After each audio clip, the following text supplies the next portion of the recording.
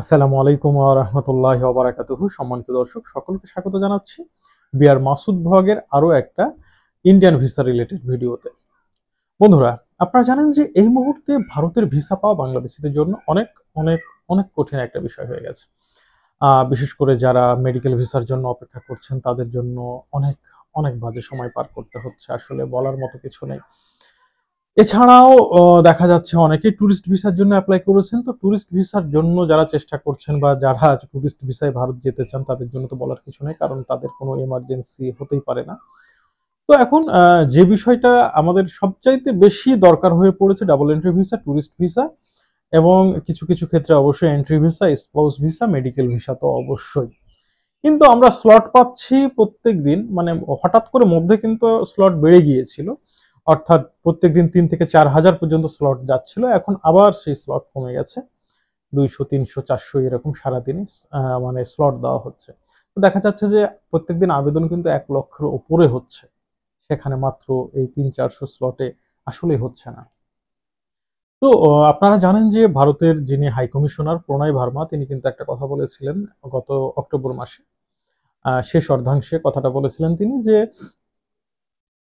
যারা স্লট পাবে না তাদের জন্য ইমার্জেন্সি ভিসা দেওয়া হবে। আর ইমার্জেন্সি ভিসার ক্ষেত্রে কিন্তু কোনো প্রকারের ভিসা ফি লাগে না। সরাসরি আপনি আপনার কাগজপত্র নিয়ে গিয়ে আপনি মানে হাই কমিশনে যে পিয়ন আছে গেটে বা দারোয়ান আছে তার হাতে আপনি সরাসরি এটা দিয়ে চলে আসতে পারেন। এবং এটার নিয়ম হচ্ছে আপনি আপনার সমস্ত কাগজপত্র সেই খামের মধ্যে দিবেন। খামের উপরে আপনার নাম, ইমেইল অ্যাড্রেস, মোবাইল নাম্বার এবং কি ভিসার জন্য আবেদন করেছেন সেটাও আপনি দিবেন।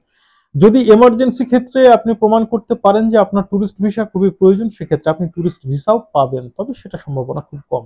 বিজনেস ভিসাও আপনি পাবেন।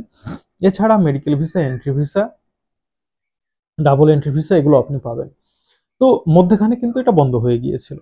মানে গেল কয়েকদিন শোনা যাচ্ছিল যে আর এমার্জেন্সি ভিসার জন্য মানে এম্বাসি গুলোতে আর কোনো মানে ফাইল জমা নিচ্ছে না।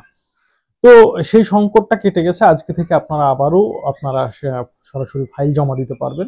যাদের এমার্জেন্সি দরকার, আমি আবারও বলছি যে দাঁতে ব্যথা নিয়ে যদি আপনি মনে করেন আপনার এটা এমার্জেন্সি ইন্ডিয়া যেতে হবে, এটা কিন্তু কোনো এমার্জেন্সি না, এটা কোনো জরুরত নাই। সুতরাং এই ধরনের ভিসা কেউ আবেদন করে অযথা শুধু সময় নষ্ট করবেন না। তবে যাদের খুবই এমার্জেন্সি দরকার তারা ভিসা পাবেন। আর আপনাদের কাছে রিকোয়েস্ট, যদি এরপরও আপনারা ভিসা না পান আমার সাথে যোগাযোগ করবেন। আমি স্লটের ব্যবস্থা করে দেবো ইনশাল্লাহ। আমার সাথে যোগাযোগ করবেন শুধুমাত্র যারা একেবারে খুবই এমার্জেন্সি ভাই। ঠিক আছে? কেউ এই বাচ্চা হচ্ছে না এর জন্য আপনি ইন্ডিয়া যাবেন, দয়া করে এর জন্য এটা কোনো জরুরির মধ্যে পড়ে না। হ্যাঁ, এটাও জরুরি। তবে এমন না যে আপনার জীবন মরণের এখানে প্রশ্ন আছে। সুতরাং এই সমস্ত বিষয়গুলো মেনটেন করে আপনারা আমাকে জানাবেন। আমি চেষ্টা করব আপনাদেরকে স্লট নিয়ে দেওয়ার। ঠিক আছে? এবং যাদের ভারতে যারা ট্রিটমেন্ট করাতে চান, যদি কেউ দিল্লিতে বিশেষ করে ট্রিটমেন্ট যারা করাতে ভারতের দিল্লিতে ট্রিটমেন্ট করাতে চান তাদের জন্য ফ্রিতে অ্যাপয়েন্টমেন্টের ব্যবস্থা আমি করে দেবো।